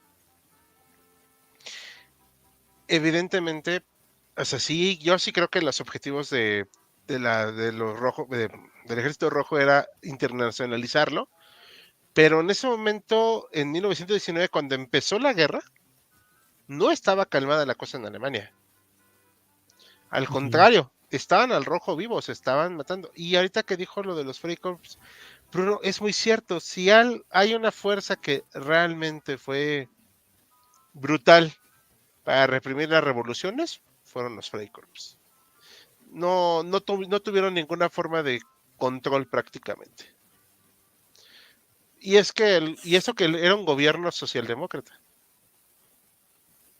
El que los mandó. Sí, pero pues las tropas no eran precisamente socialdemócratas. Ah, no. No, digo, no buscaban la paz ni nada, que, o sea, así como cosas bonitas, ¿no? O sea, pero el gobierno socialdemócrata tampoco estuvo muy interesado en ponerles freno. Malo conocido, qué bueno por conocer. Sí, porque decían, aparte, pues, se nos va el gobierno de las manos, ¿no? O sea, y están surgiendo repúblicas socialistas. Era la República Socialista Soviética de Baviera. O sea, aparte, eso también era una señal de alarma. O sea, bueno, ¿qué vamos a desarmar a Alemania para crear algo nuevo? Pero bueno, creo que queda en esa situación. No sé si quieran comentar algo más o pasamos al último tema. Pues pasemos al último tema, ¿no? Ok, va Bruno. Vale. ¿De qué nos vas a hablar? Va justamente del milagro del Vístula. Esta batalla a las afueras de Varsovia también se le conoce como batalla de Varsovia, donde las tornas cambian, pero ahora para los soviéticos. Un enfrentamiento que en muchos aspectos se le ve como esta concreción del David contra Goliat, donde ya se ve, es toda una sorpresa a nivel mundial, o por lo menos a nivel europeo, porque ya decían, ya se daba a Polonia por muerta, ya decían, no, pues aquí ya quedó, ya los soviéticos van a entrar en pocos días. Había diplomáticos ingleses ahí y de otro tipo que decían, no, registrando en sus diarios, no, pues ya han evacuado las élites de la población aquí, ya evacuaron, ya dejaron sus bienes, cuadros, muebles en museos, en custodia, no saben cuándo van a volver. Las clases humildes pues aquí se mantienen, se hace labor de voluntariado, se cavan trincheras, alambradas, pero yo la verdad, decía uno de estos diplomáticos, no le veo mucho futuro, tal vez me tenga que mover al oeste dentro de unos cuantos días. Estamos hablando ya del verano de 1920, es agosto, y las fuerzas soviéticas al mando de Tukhachevsky están avanzando. Tukhachevsky va a ser el encargado de tomar Varsovia, y ya también los soviéticos están viéndose como vencedores. Podríamos, si nos aplicamos en un ámbito futbolístico, como el maracanazo de 1950 de Brasil, que ya se veía vencedor frente a Uruguay y que pues no, resultó que no, pues aquí lo mismo.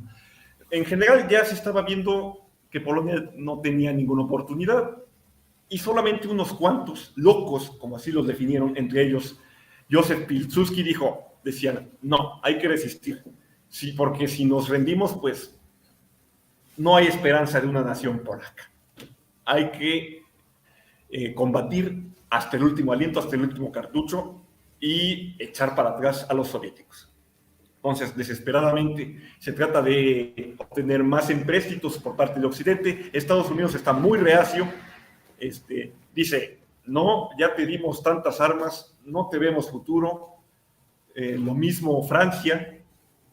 Por cierto, ahí está el observador de la batalla, un tal Charles de Gaulle, joven de casi en la treintena, que igual hace sus reportes, veterano de la Primera Guerra Mundial, que igual da algunas armas, pero tampoco sin muchas esperanzas.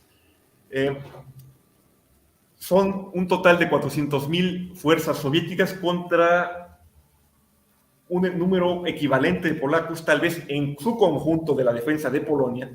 Pero si nos centramos en las fuerzas que van a defender Berlín y que van a atacar Berlín, son 116,000 polacos contra un poco menos de soviéticos. Pero los soviéticos están confiados. El plan de Tukhachevsky es rodear la ciudad, no, porque asume equivocadamente, y esto es una falla tremenda en los servicios de inteligencia bolcheviques, que eran bastante malos, por cierto, de que los polacos van a concentrar todas sus fuerzas de defensa en la parte más frontal de Varsovia. La batalla va a durar prácticamente 10 días, poco menos, del 3 al 25 de agosto.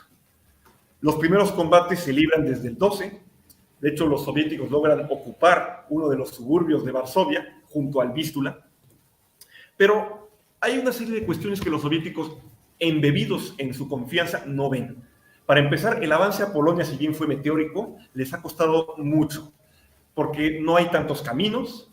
Además, época de lluvias de verano, llegan muy agotados, las líneas de suministros están al límite, algunas de hecho ya se han quebrado, eso sin contar con las acciones partisanas de soldados irregulares polacos, las enfermedades, el calor, los golpes de calor que hacen que se desmayen las tropas del Ejército Rojo, las municiones tampoco llegan tanto y hay disputas entre los propios generales bajo las órdenes de Tukhachevsky. De hecho, Tukhachevsky con el flanco sur, es decir, el flanco derecho, si vemos de arriba hacia abajo, el izquierdo, el norte, el centro y el sur como el derecho, confiaba que desde el sur una columna en la cual estaba el camarada Stalin, o camarada Kova, como decían, fuera a atacar. Pero Stalin era muy escéptico y decía, no vamos a llegar a tiempo, centrémonos en asediar una ciudad llamada Leópolis, ya ellos ocuparán. Fue un error, porque hubiera sido tal vez decisivo cubrir ese flanco. Y Pilsudski lo ve y dice, a ver, en el norte ya nos han trenzado, han ocupado territorios, no podemos atacar por ahí porque ahí la columna de avance está muy fuerte. En el centro nos arriesgamos demasiado porque si invertimos todo en el centro nos van a atacar por los flancos. Y en el sur es la clave, señores, es lo que dice Pilsudski a su Estado Mayor. Ahí es donde concentraremos nuestros esfuerzos y nuestros contraataques. Es una serie de accidentes, los polacos logran interceptar las transmisiones de los rusos que no las encriptan, pero también hay accidentes desde el lado polaco, un soldado muerto polaco queda, un oficial, y tenía el plan de Pilsudski de atacar desde el sur. Pero la suerte sonrió a los polacos, porque si bien los rusos interceptan el telegrama,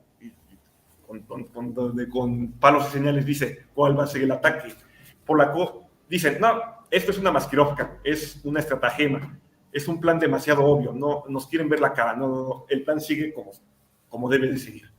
Y desde el propio occidente, ingleses y franceses dicen, el plan de Pilsudski, que es cruzar tropas de Varsovia al sur y sorprender a los soviéticos, es absurdo. Los soviéticos van a ver la maniobra desde lejos y van a poder coparla.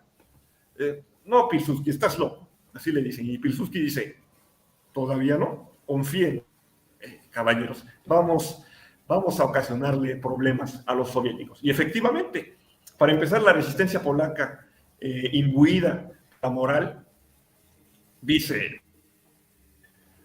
vamos a resistir hasta donde podamos, hasta el último cartucho. Hay combates cuerpo a cuerpo muy feroces, cargas a la bayoneta, sablazos entre los caballeros rusos y caballeros polacos en memorables escaramuzas, y Pilsudski, en un momento dado, ya por los días 20, 21, 22 de agosto, lanza su ataque y sorprende a los rusos en el flanco derecho, en el débil flanco derecho. Y lo que ocurre es una desorganización total. Tukhachevsky no se lo esperaba. Decía, ¿qué pasó aquí? Bueno, contraataquemos. Las comunicaciones de radio son todas confusas, nadie está en su puesto, y dice, bueno, retirémonos, porque ya la columna de Kova, de Stalin, no llega en nuestro auxilio, hay que movernos de retirada, estamos sufriendo muchas bajas, vámonos para atrás. La retirada debería ser ordenada, pero no lo es, y se atropellan entre sí los soviéticos. Es una verdadera derrota humillante y aplastante. Pierden aproximadamente, lo mínimo, 30,000 hombres en los combates, y además van a tener 100,000 prisioneros. Para colmo, esta desbandada frente a Varsovia provoca otra desbandada en el frente norte y el frente sur, y la ofensiva soviética se deshace como castillo de arena frente al mar. De hecho, algunos soviéticos se cruzan para Prusia Oriental en la desbandada y los toman prisioneros los elementos del Reichswehr. Es verdaderamente humillante. Entonces, para ese momento, Rusia ha sido derrotada, la Rusia soviética, y es un momento lleno de sensacionalismo, bueno, no sensacionalismo, de sorpresa y de alegría también en ciertos sectores, y muchas alabanzas a Polonia. Dicen, David contra Goliat, han vencido el milagro del Vístula. El milagro del Vístula. Y entonces los soviéticos se ven obligados prácticamente a evacuar Polonia por completo, porque ya sus fuerzas han recibido un golpe decisivo. Hay algunos que dicen se ha salvado Europa, como hemos señalado, no creemos que hubieran sido capaces de llegar ni siquiera al Rin, pero es un golpe y es una victoria totalmente decisiva e importante en la historia de Europa del Este. No sé si quieran añadir algo, compañeros. Sí, o sea, efectivamente, la cuestión precisamente de hasta dónde pueden haber llegado los rusos es una cuestión pues, muy debatible, ¿no? Pero efectivamente, o sea, los polacos nos hablaron preguntarnos si efectivamente iban a poder hacer algo en Europa Central o en la Europa del Sur, etcétera, porque con esto, esta idea que tenían precisamente el gobierno bolchevique de internacionalizar la revolución rusa, pues desapareció, por lo menos durante unos 20 años, hasta después de la Segunda Guerra Mundial, cuando camarada Koba, como aquí le dijo Bruno de Gante, o sea, Stanley, pues logró por lo menos llevar a mejor puerto ese proyecto, ¿no? Claro. De hecho, los franceses... Ay, perdón, No, no, no, dices... no. Termina tu idea, por favor. Los franceses, los asesores franceses intentaban colgar la medallita. Obviamente ya todo pasado, ya lo barrido, dicen, sí, vencieron gracias a nosotros, y los polacos obviamente dijeron, no, ustedes pues nos ayudaron poquito. El mérito es victoria polaca. Polonia salvó a Europa. Esa es la tónica. Varsovia no cayó. Sí. De hecho, algo que habría que también dejar aquí matizado, porque no hemos hablado mucho de los armamentos y todo. O sea, no hubo un gran avance respecto a lo que había en la Primera Guerra Mundial, también hay que decirlo.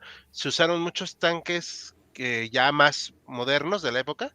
Sí. El Renault FT, que luego le haremos un remake, porque es un tanque muy bonito, o sea, le tengo aprecio porque está coquetón. Y aparte es el primer tanque con torreta, o sea, ya se hizo el suficiente avance tecnológico para que sea un tanque que se mueva de tal manera que sea práctico en el combate. Tenía muy pocos de esos blindados la Unión Soviética, también hay que decirlo, porque cuando el Imperio Ruso quiso tenerlos, fue cuando cayó. O sea, nomás recibieron, creo que las orugas. O sea, eso sí, Creo que tengo le quitaron entendido. más a los blancos que lo que tenían de antes, ¿no? Ajá, exacto. Y también hay que comentar que para los polacos esto fue estaba leyendo hace rato ahora sí que lo que checo de fuentes y todo. Fue una victoria militar, pero una derrota política. ¿Por qué? Porque militarmente lograron consolidar su país. O sea, eso es importantísimo. Uh-huh. Pero sus ambiciones de tener esta Polonia más unida con otros lados y tener este viejo anhelo de un país más grande, etcétera, que luego por ahí va a tener problemas en la Segunda Guerra Mundial, por eso se acaba. Además de que quedan en esta muy incómoda posición respecto a lo que va a ser luego la Unión Soviética, que los van a ver siempre con recelo, ¿no? Es esta cuestión de ambivalente, o sea, sí es muy importante para los polacos haber logrado expulsar a los rojos, pero no pueden hacer más después, o mucho más, después de haberlos sacado de sus fronteras inmediatas, y sus ciudades expansionistas quedan totalmente aniquiladas al año siguiente. Sí. De hecho, he estado leyendo que parece ser que durante esta época, o sea, los años 20, los bolcheviques tuvieron mejor prensa en el mundo que los blancos y los polacos. Uh-huh. En general eran muchísimo más mejor vistos, aunque bueno, pues ya ahorita, si revisando pues todos los archivos y todo lo que pasó, pues podemos ver de que no se merecían esa buena fama que tenían los bolcheviques, porque eran bastante salvajes, ¿no? Pero sí, o sea, de hecho, o sea, tenían esa magia los bolcheviques para hacerse de buena fama o de buena fama internacional. Además, por la propia novedad de la revolución, los trabajadores al poder dentro de este discurso ideológico que se barajó, entonces sí no es de extrañar esta prensa. Otra vez, vuelvo a citar también este caso de cómo la toma de Kiev también aliena a Polonia, sí la aleja, sí es un error político, podríamos decir, político y militar, y inflama los ánimos tanto del mundo como los propios soviéticos.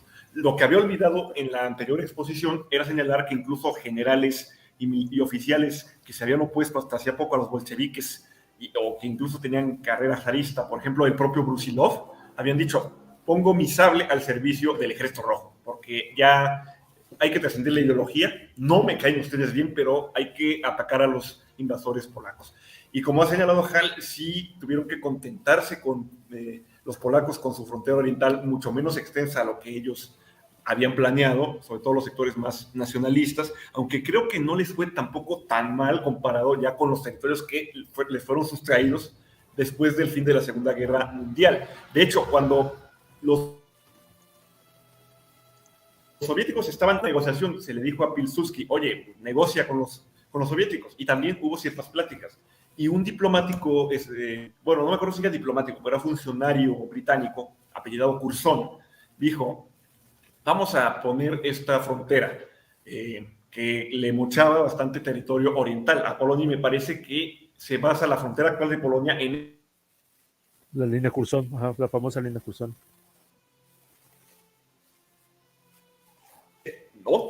No, ¿qué les pasa? Nos quitan un montón de territorios. No hay trato. Entonces, sí, Polonia no consigue los objetivos y tampoco la URSS, en ese sentido. Se quedan, perdón. Sí, o sea, que hay que mencionar que, o sea, después de la Segunda Guerra Mundial podemos decir como que Polonia se mueve un poquito hacia el oeste, porque le mochan toda esa parte, o sea, más o menos aquí en este mapa aproximadamente le mochan ahí, pues donde está la línea roja, creo que la línea roja sí es la línea Curzon, no, es un poquito más hacia la izquierda, ¿verdad? La línea Curzon. ¿Está de aquí? No, sería más o menos esa línea, pero creo que esa creo que fue la frontera que quedó en principio, ¿no? Sí, línea Curzon creo que está un poquito bajito de la frontera de Prusia Oriental. O sea, Ajá, exactamente, porque le entregan ya después lo que era parte de Prusia a Polonia, pero ya después de la Segunda Guerra Mundial, como una especie de compensación. sí. Ahora, no quería dejar pasar de lado esto dentro de los propios claroscuros de la guerra, que en la propia Polonia, en este influjo nacionalista que se da, que se va forjando ese nacionalismo también conforme la guerra va avanzando, se dio también una persecución de polacos comunistas o que se sospechaba que simpatizaban con el comunismo o socialistas. Incluso también hubo muestras de antisemitismo. ¿Y por qué hubo estas muestras de antisemitismo? Porque se consideraba, o estaba esta creencia, de que los judíos eran pro-comunistas, pro-soviéticos. Lo cual es una creencia que se cayó en la defensa de Varsovia porque hubo polacos sorprendidos que decían, oye, pero él es judío y está colaborando en la construcción de la barricada o en la de la trinchera. Pues sí, pues soy judío y soy polaco, respondió el otro. No, y también se rompía porque también los bolcheviques mataban judíos, hay que decirlo. No de forma tan sistemática como los blancos, porque ahí sí se destacaron los blancos en sus matanzas antisemitas, pero los rojos también mataron a mucho judío. Sí. Sí, hay que siempre recordar esta idea de que no, el antisemitismo no es algo exclusivo de un tipo de persona, o sea, lamentablemente se da en varias partes y los polacos tienen una historia muy complicada con ese tema. Así que, pues no los estamos juzgando ahorita, o sea, para que no haya un juicio de valor ahí, pero sí es cierto que ¿no? hay que entenderlo en su contexto, en su momento, y no solo eran ellos. O sea, por ejemplo, no ayudaba que León Trotsky, que era judío y era bolchevique, estuviera comandando parte del Ejército Rojo, ¿no? Que resultó ser el tipo más competente, de hecho.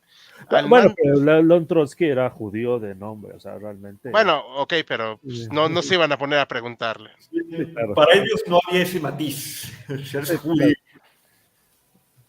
Ok, y bueno, aquí está este póster que no vamos a darle ninguna interpretación. Este se queda para interpretar a ustedes el público. Ahí se los dejamos. Hay mucha propaganda, ¿eh? O sea, pero a mí estas imágenes que me encantaron que estuvimos viendo, o sea, esta es propaganda, obviamente. Esta, la del milagro del Vístula, o sea, ni Juan Pablo II hubiera hecho algo así. Y obviamente esta, o sea, la defensa de la fe, ¿no? Frente a la invasión. Que sí, que se sabe que hubo sacerdotes que murieron en el frente de batalla por la defensa de Polonia. Ajá. Sí, hay que también entender que una cosa es ser sacerdote y otra cosa es ser tibio. Es una tradición que viene desde hace mucho tiempo. Desde medioevo se tiene constancia de sacerdotes en la línea de combate, ahí en los ejércitos cristianos. En Bizancio, en varios de sus sitios, también allí estaban en la primera línea, en las murallas, los sacerdotes ortodoxos. Entonces, es una tradición, milenaria. Juan Pablo II. Pero ahorita ya los jóvenes no saben quién fue Juan Pablo II, pero, o sea, en nuestros tiempos, cuando los jóvenes éramos nosotros, ¡ay! Cuando no pintábamos canas, no pintábamos plata nuestras sienes. Ok. Sí, ya sentí bueno, yo nací cuando aún existía la Unión Soviética. Dios mío.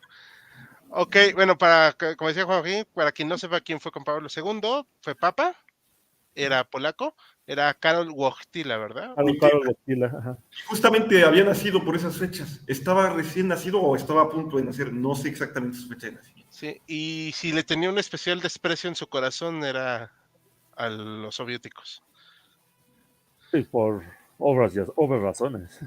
¿Cómo? De hecho, si mal no recuerdo, intervino furiosamente a favor de Lech Walesa para lograr la emancipación. Estoy revisando, nació el 18 de mayo de 1920. O sea, tenía escasos Semanas meses. antes de la batalla de Varsovia. Perfecto. Cosas de la vida. Cosas de la vida. Muy bien, hay un par de saludos. Nos dice Ítalo que nos manda saludos. O sea, yo creo, es que yo creo que también a la audiencia le costó un poquito de trabajo seguir el hilo conductor de este tema. Y es que no es sencillo. Perdón, estoy tapando a Joaquín y a Bruno. Porque tuvimos que recurrir desde la guerra, digo, perdón, desde la Revolución Rusa, tanto de febrero como la de octubre, y de ahí explicar cómo fue que se fue dando este movimiento de masas que logró, que llegó a este punto de la guerra entre la muy joven Polonia y el todavía alborotado país soviético, que no sabían bien cómo iba a llamarse, pero ahí Sí, todavía estaban. no era, sí, técnicamente todavía no era la Unión Soviética. No, era la Rusia soviética, creo, ¿no? Algo así. Aquí dice Saúl Alejandro, pregunta, ¿los rojos debieron tomar Alemania? ¿Qué hubiese pasado pensando en una posible intervención de los franceses y los ingleses teniendo en cuenta el desgaste de la Gran Guerra? Mira, aquí entramos en el campo del qué hubiera pasado, sí, ¿no? O sea, del y si hubiera, y el hubiera. Es No queda, fascinante. ¿eh? Es fascinante. Es fascinante y es muy divertido, pero también pues es a efectos prácticos algo que no tiene consecuencias. Pero bueno, para efectos del entretenimiento, yo creo que en algún punto los franceses y los ingleses hubieran puesto un cordón sanitario, por así decirlo, entre Bélgica y Holanda y Francia, pero no se hubieran animado a entrar a Alemania, yo No, creo. yo creo que sí se hubieran aventado a entrar a Alemania. Yo Híjale, creo que yo sí, creo que porque sí. lo hicieron. Lo Es, hicieron con lo del el Sabre, si no me recuerdo. pero Eh, eso fue para reclamar pagos. sí, O sea, pero bueno, de yo, todos yo no. modos, yo creo que sí se hubieran metido Por el calor de la emergencia, sí lo hubieran hecho, aunque estuvieran agotados, si se aventaron a enviar al otro extremo, o sea, a varias partes de Rusia, no precisamente conectadas entre sí, cuerpos, Ujú. Bueno, pero eran poquitos en comparación. O sea, creo que ¿cuántos enviaron? ¿20,000? Sí, máximo. sí, claro. No era ni un batallón Aunque sí importante. creo que por este pánico rojo sí se hubieran aventado, porque sí, Sí, para ellos no meritaba la situación. Y con ayuda de los Freikorps, por ejemplo.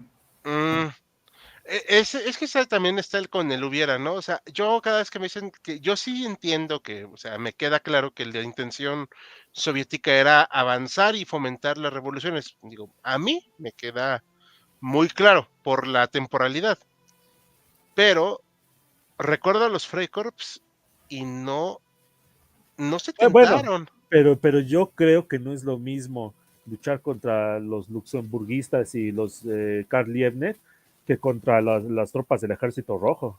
Pero tampoco eran del todo acá los super pro.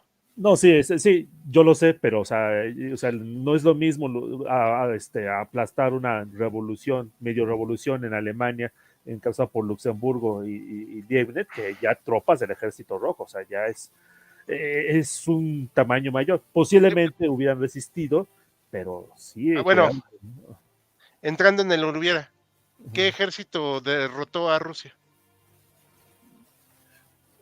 Alemania, pero Digo, pues ya Alemania estaba muy pues, agotada por la Primera Guerra Mundial. O sea, acordemos Sí, sí, sí, me son pues, acordémonos que en los últimos meses de la Primera Guerra Mundial los aliados barren con Alemania. Sí, ese por cierto, acá revelando secretos tan bambalinas, tengo pendiente hacer un video de la ofensiva de los 100 días de Joaquín. Ajá. Prometo que lo haré a la brevedad para el Ok. canal 2. Sí, no, la verdad es que está ahí todo el material, nada más tengo que Sí, sí, sí, sí, sí. ponerme en friega, pero es exactamente esa ofensiva de los 100 días, es la muestra del fin de Alemania. O sea, uh -huh. Sí, pero, sí, perdón. Perdón. Claro. No, Dale, Bruno, y ahorita yo. igual habría que tomar en cuenta el propio desgaste al cual se arriesgaba el propio ejército soviético. O sea, si ya en Polonia ya estaba exhausto, ya También sí, también es cierto. la logística es algo clave para las guerras y si no lo manejas bien, y en ese momento el ejército rojo está en plena constitución, no es un ejército profesional constituido. O sea, sí tiene algunos oficiales que combatieron dentro del bando zarista y que más tarde apoyaron la revolución, pero no es la mayoría. Y no son soldados tampoco profesionales. Y algunos también, no hay que olvidar que también se debilita mucho la fuerza de invasión soviética en Polonia porque ya hay deserciones. Porque dicen, el hambre, las enfermedades, la propia nostalgia de la casa, pues ya dicen, pues no, ya vámonos. Entonces, no, yo creo que se hubiera desarticulado también, no pueden mantener ese empuje. Por más que desde Moscú o San Petersburgo, Petrogrado, se quisiera llevar al límite a las tropas, es que no se puede, a mi juicio. No hubieran podido. Sí, también es esa cuestión de que no está, o sea, le estamos pensando obviamente en el hubiera, y es un ejercicio didáctico y lúdico, pero pues estamos jugando, ¿no? Con todas las posibilidades, porque, bueno, yo pensando nada más para cerrar, qué ensañamiento presentaron los Freikorps, que pues, a efectos prácticos eran soldados semi-retirados, con las fuerzas socialistas, no se hubieran contenido tampoco con el ejército rojo, y más siendo extranjeros. Así es, mucho menos. Sí, hubiera sido una guerra a muerte ahí. Muerte, Sí, con combates cuerpo a cuerpo espantosos. O un anticipo de lo que después fue la Segunda Guerra Mundial. Efectivamente. Sí, de hecho, o sea, es algo muy... Pero eso, exactamente, por eso estamos diciendo que en el principio, que está muy dejado de lado el frente oriental de la Primera Guerra Mundial, porque yo sé que a todos les gustan las trincheras y hay una película buenísima llamada 1917, me queda claro, pero caray, o sea, el frente oriental eran unas cosas, o sea, ese terreno vastísimo, o Sí. sea, hoy en Sí, día que vemos que Ucrania y Rusia se están dando hasta por debajo de la lengua, y es un terreno vasto Y ya no. y llano, y mecanizado, ¿no? O sea, y aún así resulta que las trincheras pueden ser útiles. Ahora imagínense en 1917, 18, 19, cientos de miles de soldados abalanzándose sobre una posición, sí, algo algo que no hemos visto. Sin duda está muy alguna. descuidado. Pero bueno, algo más que, bueno, para ir concluyendo, chicos, ¿qué quieren comentar?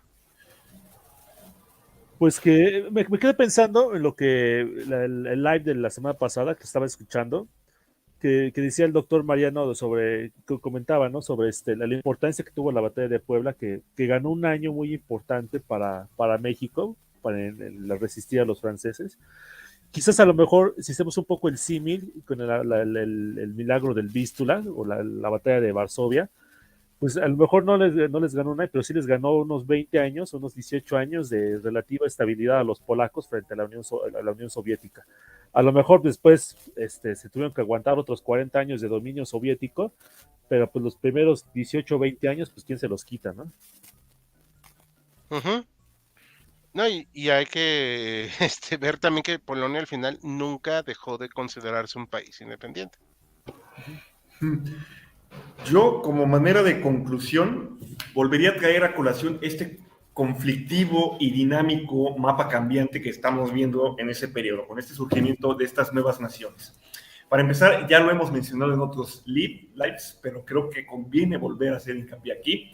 La nación, como concepto, es un concepto artificial. No existe esa cuestión de una nación a lo largo de los siglos eterna, como se barajaba en algunas corrientes en el siglo XIX, sino que se va construyendo y no necesariamente se acorde con las fronteras.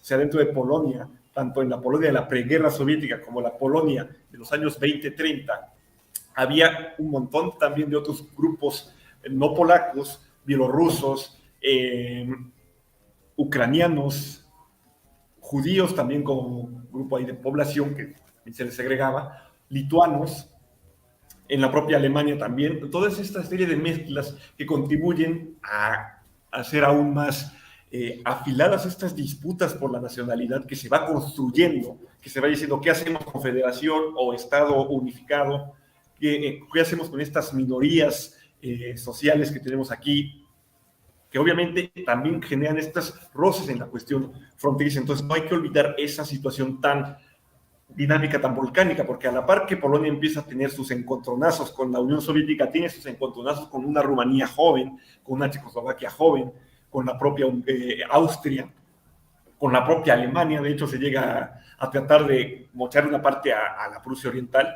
Se intentó hacer un referéndum que perdió Polonia por la mayoría alemana. Más tarde se le va a cumplir en la posguerra, pero sí se llegó a barajar eso, incluso partes de Silesia. Entonces, todo ese universo dinámico que favorece que dentro de los nacionalismos, en procesos de caldeamiento y de limitación, pues generen aún más encarnizamiento en esta clase de guerras que se están dando. Por eso, vuelvo a insistir, no es una reyerta de enanos, es una guerra entre países pequeños o países grandes que ya la Europa occidental, agotada por la Primera Guerra Mundial, no quiere voltear mucho a ver, pero que genera una serie de cicatrices y cambios que se van a prolongar en las siguientes décadas. Eso era lo que quería decir. Y para concluir, bueno, también decir estas cicatrices al día de hoy no han cerrado. Efectivamente. Sí. Como dato curioso ahí, por ejemplo, para la Rusia actual, o sea, es casi insultante que existan los países bálticos. Y no lo estoy diciendo de broma, o sea, no estoy diciéndolo solo por trolear, ni mucho menos. Es porque consideran que porque son independientes. Déjate que porque son independientes, porque se unieron a la OTAN. No, es triple afrenta. Primera, porque existen. Segunda, porque son independientes. Tercera, porque se unieron a la OTAN. O sea, sí es así de muy bárbaro. Igual Finlandia, igual. El que se volvieron locos fue con Ucrania y pues ya vimos que al final pues Ucrania sigue aguantando y sigue recuperando poco a poco, mordiendo ahí. Pero eso nos deja un tema para otra ocasión. Damos un par de comentarios, ¿ok? Y Rusia, dice Johan Joestar, Rusia es geográficamente un país fácil de invadir. Yo difiero completamente. Sí, yo también. Son terrenos vastísimos. Es una porqueriza en verano, o sea. En principio, tal vez te puedas quedar con algunas zonas así, un avance sorprendes a la Rusia, pero ya después pueden montar una defensa robusta. Él lo probó a la mala Carlos XII de Suecia con Pedro el Grande, lo probaron Napoleón y lo probó cierto cabo austriaco. Sí, gracias. Ya estaba empezando yo, no digas el nombre. No, y ¿sabes qué estaba pensando? Que a lo mejor es más fácil invadir desde Rusia que invadir hacia Rusia. Ajá. Por la gran cantidad de población que vive ahí. Aunque Prigozhin hace poco comprobó que puede llegar rápido a Moscú. No llegó. Casi llegó. Saúl, teniendo en cuenta la devastación causada por la Gran Guerra y la Guerra Civil, era casi imposible que la revolución perpetua se materializara. Yo te creo, yo estoy de acuerdo, Saúl. O sea, bueno, pero Lenin no. Convence a Trotsky, que era el más locochón. Ajá. Sí, y bueno, pues ya aquí comenta Johan que existe Ucrania. Sí, también ese es un asunto ahí que no quisiéramos caer en un problemilla, pero bueno, que le cerramos ya aquí, ¿no? ¿Les parece? Perfecto. Bueno, pues de parte de todo el equipo de HC, les agradecemos mucho, les hacemos el anuncio parroquial, que este es el penúltimo capítulo de esta temporada. El siguiente va a ser un iceberg, que vamos a dejarlo programado y nos vemos el siguiente jueves para cerrar. Va a ser de guerras que se pudieron haber evitado. Esperemos que se unan varios aquí del equipo. Así que esperamos su me gusta, comenten, compartan. Mañana nuevos shorts, pasado mañana nuevos videos y estén atentos al contenido que se viene en esta pausa de agosto, que van a ser puros shorts y videos. Así que hasta la próxima.